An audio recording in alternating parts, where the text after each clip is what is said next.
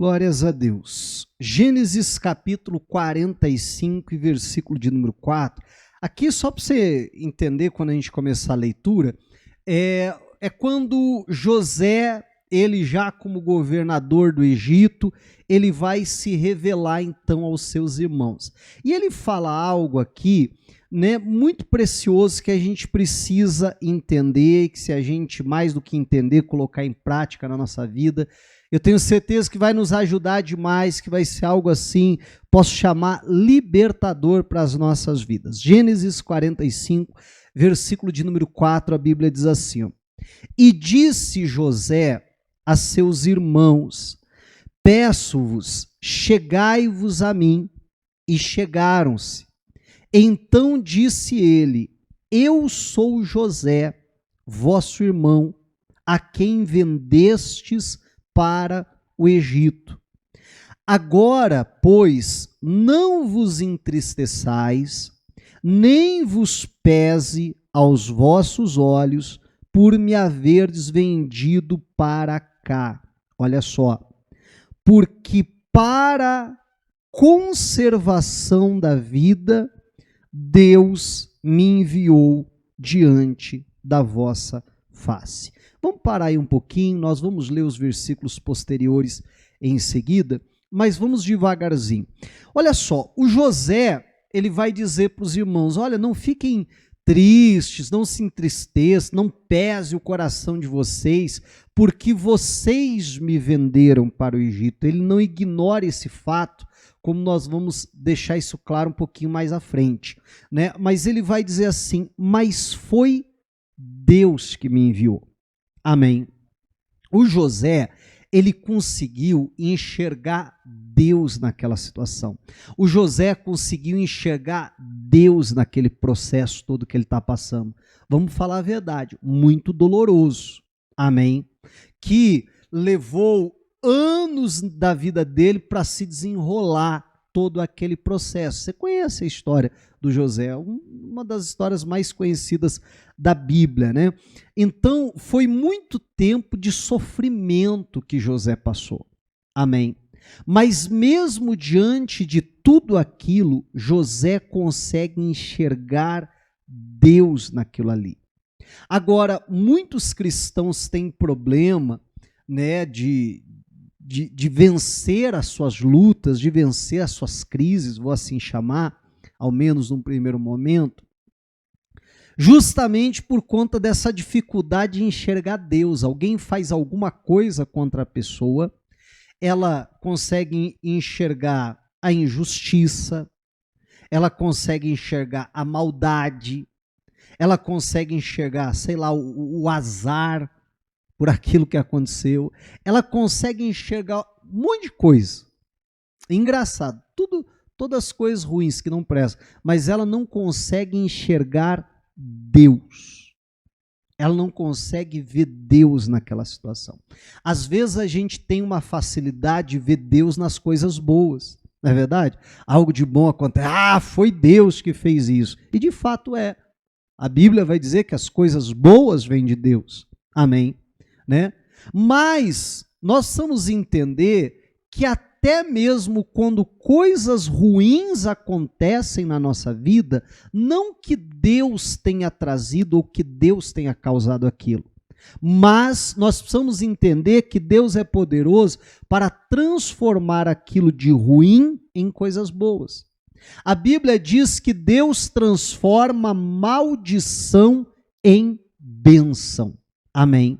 Deus tem poder para realizar essa obra, de pegar, sabe, algo que foi uma maldição, que o diabo é que trouxe, que o diabo é que colocou aquilo ali, e fazer aquilo ali lá no final se transformar em bênção na nossa vida. Eu fico imaginando a festa que os demônios estavam fazendo quando Jesus estava sendo crucificado.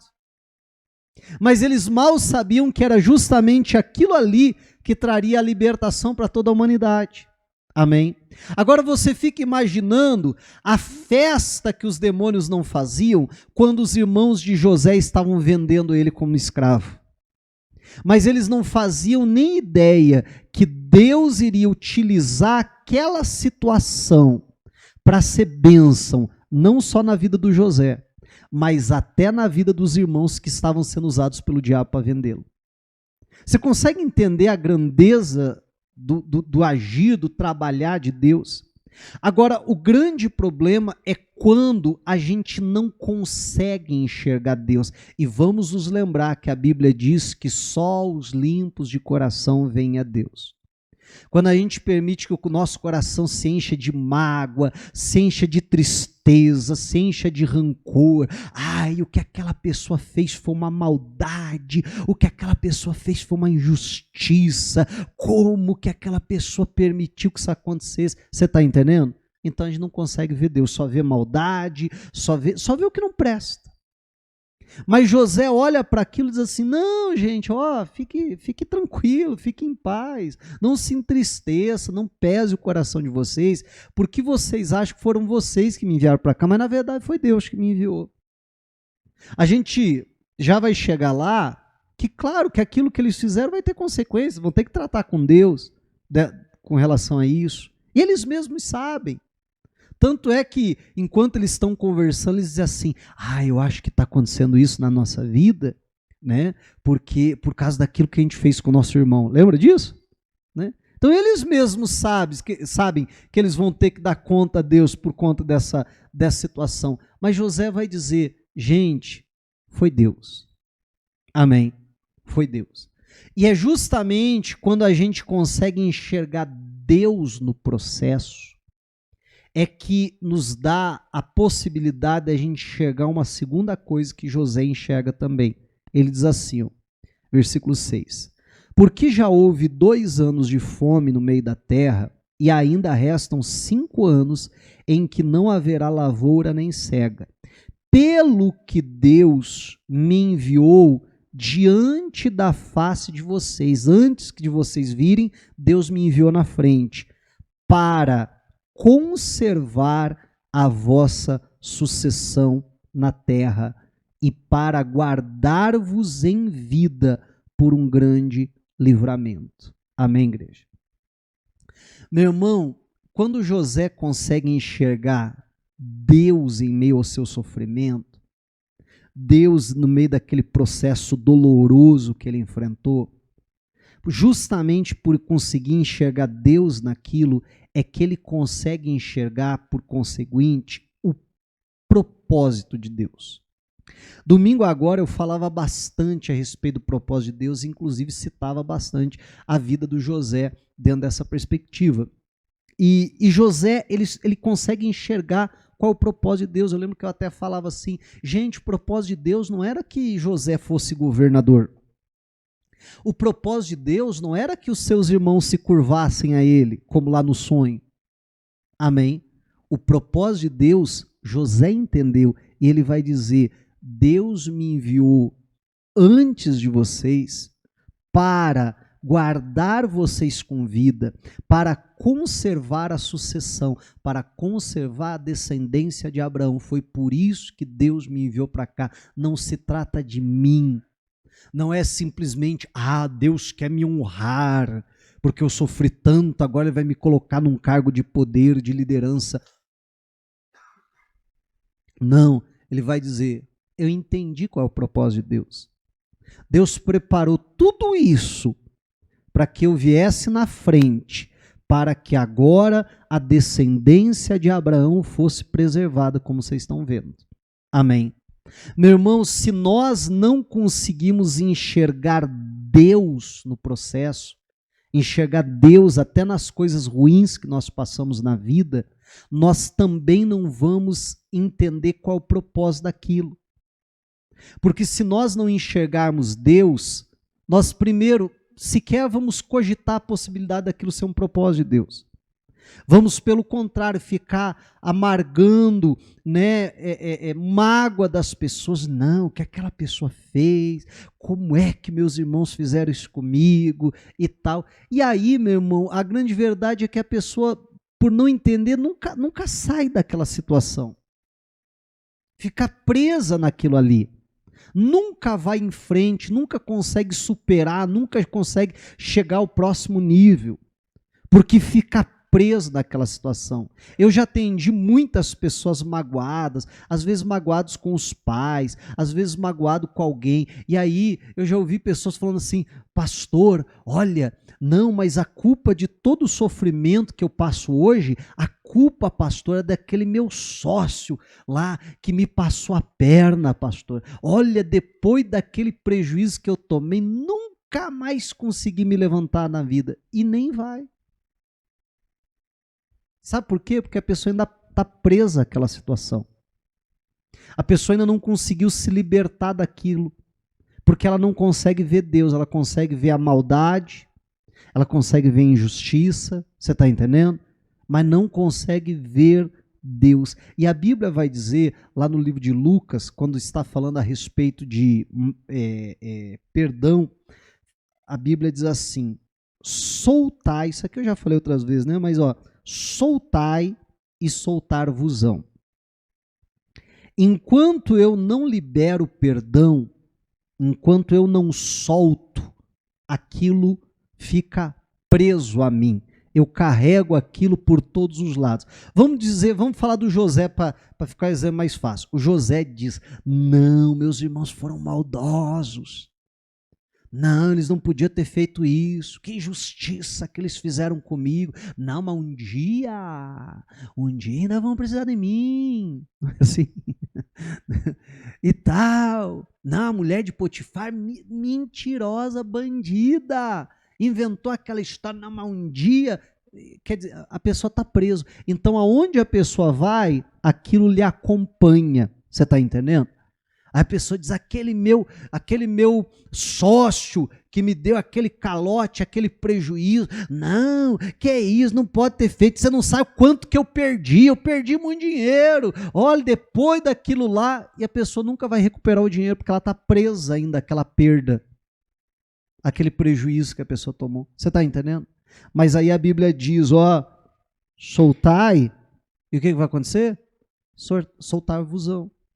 Aí eu fico livre para sair daquele prejuízo, para sair daquela dor, para sair daquele sofrimento. Mas enquanto eu não solto, enquanto eu não perdoo, eu continuo todos os dias revivendo aquela mesma situação, revivendo aquele mesmo trauma, revivendo aquele mesmo sofrimento.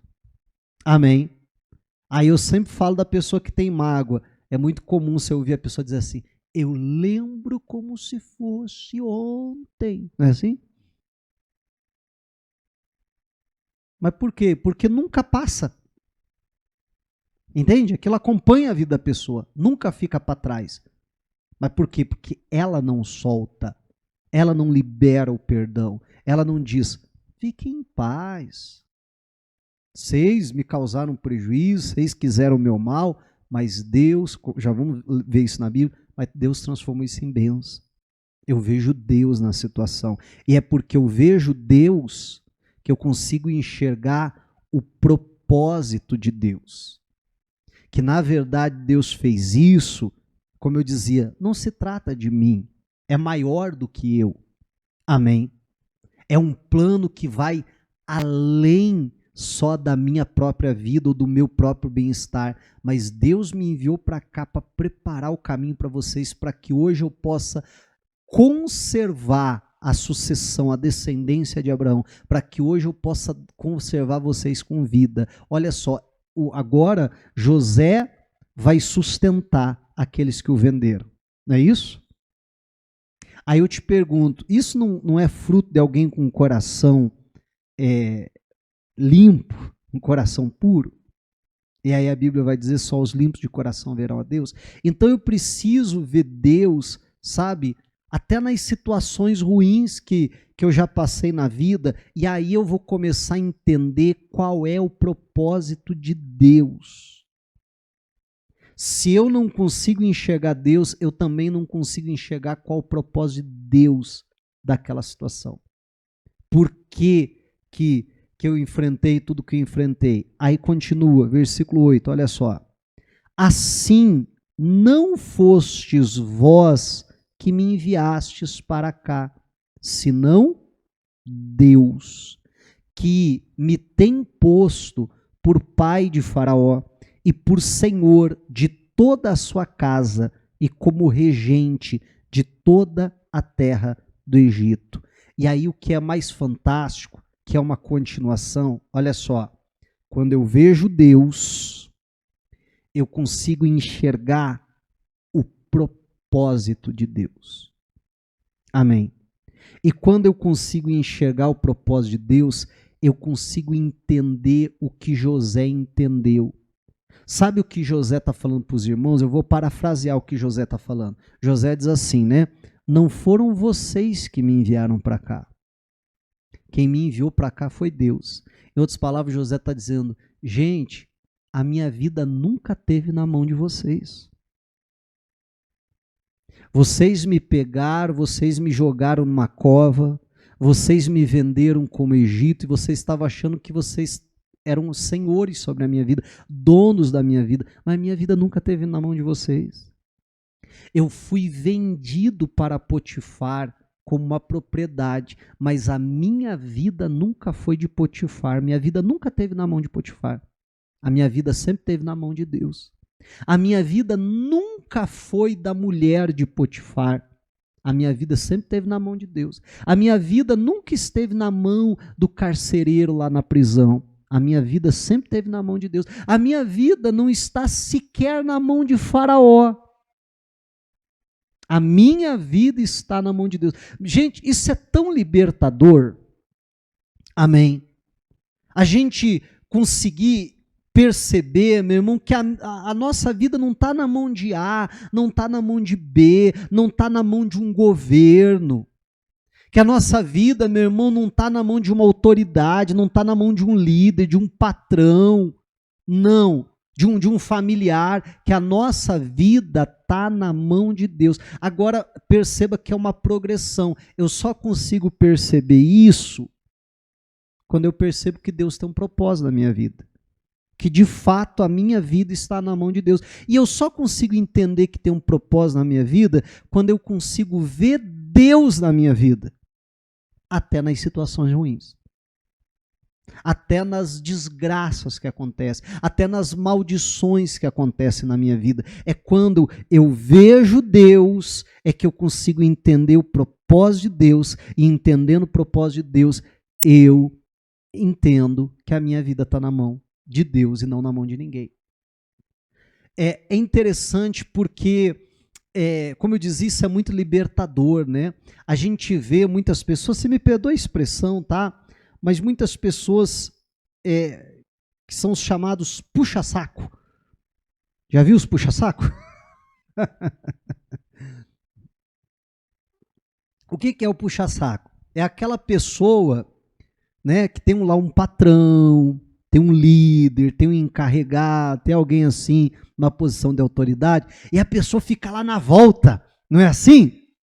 Querendo agradar, querendo fazer todas as vontades, concordando com tudo, né? A pessoa tenta fazer de tudo para agradar aquela pessoa. E sabe por que alguém é puxa-saco? Sabe por que alguém faz isso? É porque a pessoa acredita que a vida dela está na mão daquela pessoa. Você está entendendo? Não, eu tenho que puxar saco, né? Porque afinal de contas, se tiver uma promoção, quem é que vai me dar promoção? Ah, é o chefe. Você está entendendo? Então eu acho que a minha vida está na mão dele. Ah, não, se eu tiver que ganhar um aumento, quem é que vai me dar o aumento? Ah, é o chefe, é o patrão, então eu tenho que agradar ele, ele tem que ficar feliz comigo. Eu não posso contrariá-lo. Eu tenho que fazer tudo o que ele quer. Você está entendendo em nome de Jesus? Porque de alguma maneira, com uma visão muito equivocada, eu acho que a minha vida está na mão daquela pessoa. Mas quando a gente consegue enxergar como José, vê Deus em todas as situações, até nas situações ruins que a gente já passou. Então a gente entende o propósito de Deus. E aí a gente entende que a minha vida não está na mão de ninguém, está na mão de Deus. Aí sabe o que eu me torno? Um puxa-saco de Deus. Amém? Aí eu me torno um puxa. O que é o puxa? Aquele que gosta de estar perto, né? Eu vou dizer, não, eu quero estar perto de Deus. Eu quero estar cada dia mais perto dele. Afinal de contas, quem decide o meu futuro é Deus. Não, rapaz, eu quero agradá-lo em tudo. Eu quero fazer a vontade dele. Porque afinal de contas, quem decide o meu destino é ele. Que eu e você possamos nos tornar, e espero que você entenda a minha colocação, é puxa-saco de Deus. Amém? E não de ninguém, porque, eu tenho que agradar A, eu tenho que agradar B, eu tenho que agradar aquela pessoa, porque a minha vida está na mão dela. Não, meu irmão, quando a gente entende isso aqui, por isso que eu repito mais uma vez, é libertador. Que a gente entende, quem decide o meu futuro é Deus. Eu não estou na mão de ninguém, eu estou na mão de Deus. E ai de quem tentar atrapalhar. Amém? O plano, o propósito que Deus tem para cumprir, para realizar na minha vida. Marca aqui o livro de Gênesis, a gente já vai voltar daqui a pouquinho aí perto. Mas vamos lá em Romanos, capítulo de número 8 e versículo de número 28. Eu tenho certeza que você conhece esse texto, mas vamos lá ler. E a Bíblia diz assim, ó, e sabemos. Primeiro, isso é algo que todo cristão precisa saber. Precisa ter essa certeza. Do quê? E sabemos que todas as coisas contribuem juntamente para o bem daqueles que amam a Deus, daqueles que são chamados por seu decreto. Amém? Como eu disse, em primeiro lugar, isso é algo que eu e você precisamos saber. Isso é algo que a gente tenha, sabe, pleno conhecimento, que não tenha dúvida a respeito daquilo. Não, eu sei do quê? Que todas as coisas boas contribuem, é isso? Não. Todas as coisas. Só as boas? Não, até as ruins. Que até as coisas ruins que acontecem na nossa vida contribuem juntamente para o bem daqueles que amam a Deus. Amém. Que tudo que acontece, de bom ou de ruim, de alguma maneira vai me favorecer. Quem aqui lembra quando você tinha assim os filhos pequenininhos, ali bebezinhos ou bem novinhos, e aí você precisava levar para dar vacina? Você lembra disso? Né? Aí você precisava levar. Dava uma dor ou não dava? E às vezes chegava lá a enfermeira ou o enfermeiro dizia assim, segura, né? E às vezes ali o teu filho, tão amado, tão querido, né? Aquela carinha de anjinho, olhar para você e dizer, papai, não deixa fazer isso comigo. Não é assim? E chorava, aquele choro doído, aquele choro até ressentido, sabe? Por que que papai me trouxe aqui? Por que que mamãe me trouxe aqui? Essa pessoa que eu nunca vi na vida me dá uma agulhada, né? Mas por que que a gente fazia aquilo, meu irmão? Por que que a gente permitia que os nossos filhos ali sofressem uma dor? Porque a gente sabia que aquela dor que ele iria sofrer nem se compara, poderia evitar uma dor muito maior lá na frente. Um problema muito mais sério lá na frente, que poderia inclusive colocar a vida dele em risco, não é isso? E aí você diz, não, eu não queria que você passasse por isso, mas você vai ter que passar por isso, porque o benefício que isso vai lhe causar é muito maior do que a dor que você vai sentir, que é apenas momentânea. Não é verdade? Lembra quando você precisava, de vez em quando, assim, dar umas palmadinhas, né? Umas varadinhas, sabe ou não? Né? Meu irmão, qual pai, qual mãe gosta de disciplinar os filhos? Não gosta. Alguns falam, dói mais na gente do que neles. Não é verdade?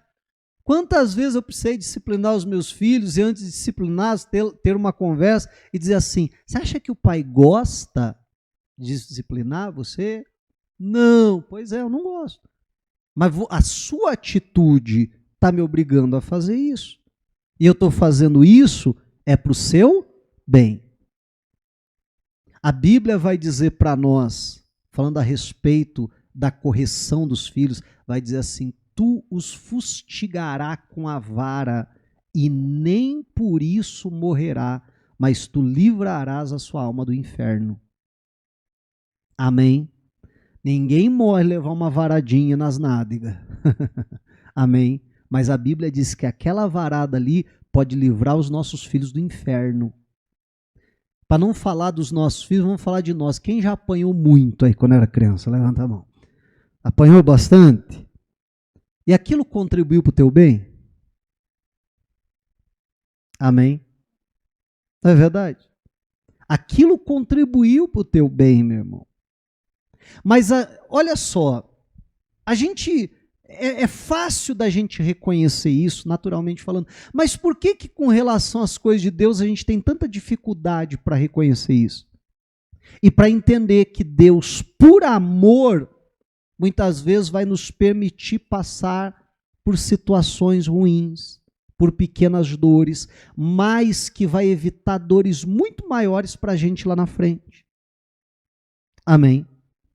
Passar por certas situações hoje que serão desconfortáveis, que serão ruins, que serão traumáticas, mas para que aquilo venha contribuir para o nosso bem lá na frente.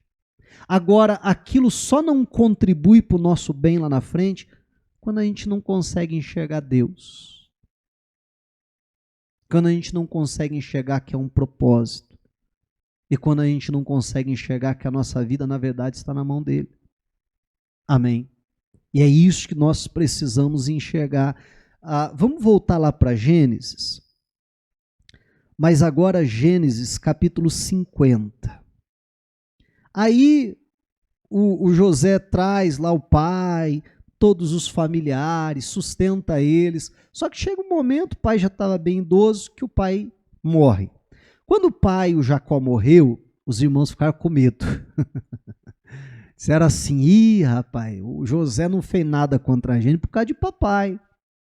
Para o pai não ficar triste, mas agora que o pai morreu, eu acho que agora ele vai se vingar. Olha como é pequena a mente, né?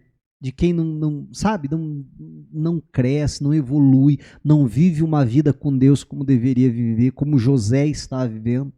Você percebe que eles não têm a maturidade que José tem? Eles estão dizendo: não, agora ele vai se vingar. Ah, já sei, vamos fazer o seguinte, vamos contar para o José que o nosso pai fez um pedido antes de morrer, que foi o último desejo de papai. Eles querem entrar na cabeça de José, né? Eles querem mexer com o psicológico de José, com o emocional. Eles dizem assim: José, papai antes de morrer, antes do último suspiro, ele fez um pedido aqui para nós, que você não se vingasse da gente. E aí a Bíblia diz que José ele vai chorar. E ele chora por causa daquilo. Bom, ao meu ver, duas opções. A primeira é José acreditar na mentira e chorar pensando assim: poxa vida, era isso que meu pai pensava de mim? Depois de tudo que meu pai viu de Deus na minha vida, ele ainda achava que eu poderia me vingar dos meus irmãos depois da sua partida? Mas eu particularmente não acredito muito nessa situação. Eu acredito mais na segunda hipótese, que é o José chorar pelos irmãos e dizer: meu Deus, que historinha mal contada. Amém? E dizer assim: que cabecinha dos meus irmãos. Eles estão achando que eu vou me vingar deles. Meu Deus, quando que meus irmãos vão crescer? Quando que meus irmãos vão amadurecer? Quando que vai mudar esse tipo de pensamento? Você está entendendo, em nome de Jesus? E me parece que é bem mais provável, né, a segunda opção. E aí depois que José vai ali, né, chorar, se lamentar e tal, por conta daquilo que eles estão falando, ele vai falar o seguinte para os irmãos, ele vai dizer assim: e José lhes disse: não temais. Quer dizer, não fique com medo que eu vou me vingar, não, Eu já falei para vocês lá atrás, né? Mas ele vai repetir, não temais, porque, porventura, estou eu no lugar de Deus? Sabe o que ele está dizendo? Ele está falando assim, não sou eu que tenho que me vingar, não sou eu que vou me vingar, isso aí é com Deus, vocês vão dar conta a Deus pelo que vocês fizeram, não é isso? Eu não estou no lugar de Deus para julgar vocês. Quem vai julgar vocês é Deus. Quanto a isso, eu estou bem tranquilo, eu estou em paz. Meu irmão, é isso que, sabe, que uma pessoa madura na fé, no entendimento, vai demonstrar. Não, um dia aquela pessoa ainda vai precisar de mim. Os irmãos precisaram dele, sabe o que ele fez? Sustentou os irmãos e a família deles. Não foi isso? Mas ele vai dizer, eu sei que vai ter consequência. Eu sei que vocês vão ser julgados, mas é isso aí entre vocês e Deus, não tem nada a ver com isso aí. Isso aí que vocês se resolvam com Deus. Porque ele sabe, olha só, presta atenção nisso aqui, ele sabe que foi Deus que utilizou aquela situação. Mas ele sabe que houve maldade dos irmãos. Ele sabe que não é porque Deus estava no controle da situação que os irmãos não vão ter que prestar conta pelo que fizeram. É isso que a gente precisa entender, e é isso que tem muita gente que não consegue entender, porque muitas pessoas elas acreditam que se ela perdoar, que aquilo é uma injustiça. Pastor, uma pessoa fez tudo aquilo comigo e eu ainda vou perdoar, pastor. E a pessoa vai ser impune. Mas, opa, calma lá, são duas coisas completamente distintas. Você está entendendo? Você perdoar é uma coisa. E perdão não é sinônimo de impunidade. Amém? Você vai perdoar, mas aquela pessoa vai prestar conta com Deus. Amém? É isso que José está deixando claro. Ele vai dizer, por acaso eu estou no lugar de Deus? Vós bem intentaste mal contra mim. Eu sei que a intenção do coração de vocês era maligna. Eu sei que vocês queriam o meu mal. Eu não estou tapando os olhos para isso. Eu não estou ignorando esse fato. Não é porque eu estou dizendo que eu sei que foi Deus, que eu estou dizendo, vocês foram usados por Deus, vocês não têm culpa nenhuma. Claro que vocês têm, vocês vão prestar conta diante de Deus. Está entendendo a diferença? Mas ele vai dizer, eu sei que vocês quiseram o meu mal, mas olha só, porém Deus o tornou em bem. Todo aquele mal que vocês intentaram, que vocês desejaram, que vocês projetaram contra mim, Deus transformou aquilo em bem. Deus transformou a maldição em bênção, e eu e você precisamos crer nisso. Que ainda que alguém tentou mal, que ainda que alguém planejou mal contra nós, que ainda que alguém conseguiu executar, lograr êxito no projeto maldoso da pessoa contra a nossa vida, Deus vai transformar aquilo em coisa boa. Amém? Aquilo vai cooperar para o nosso bem. Porém, Deus o tornou em bem, para fazer como se vê neste dia. E aí, mais uma vez, ele vai falar do propósito de Deus. Para conservar em vida a um grande povo. Amém. Deus transformou toda a maldade de vocês em coisas boas, mas não é só para eu ficar feliz, só para eu ser governador, ser honrado, usar as melhores roupas, comer as melhores... Não. Mas Deus fez tudo isso porque Deus tinha um plano, um propósito. Preservar um grande povo. Preservar a descendência de Abraão. Amém, igreja? Meu irmão, que eu e você possamos ter, sabe, essa maturidade. Agora, tudo começa quando a gente consegue enxergar Deus no processo. Tudo começa ali. Quando eu consigo enxergar Deus, eu consigo enxergar o propósito de Deus. Enxergando o propósito de Deus, eu consigo enxergar que a minha vida não está na mão de A, de B, de C, que a minha vida sempre esteve na mão de Deus. E como eu dizia, isso é muito libertador. Amém. Em nome de Jesus Cristo. Que a gente possa crer nisso, que a gente possa viver essa palavra. Diga a glória a Deus e vamos aplaudir a Jesus.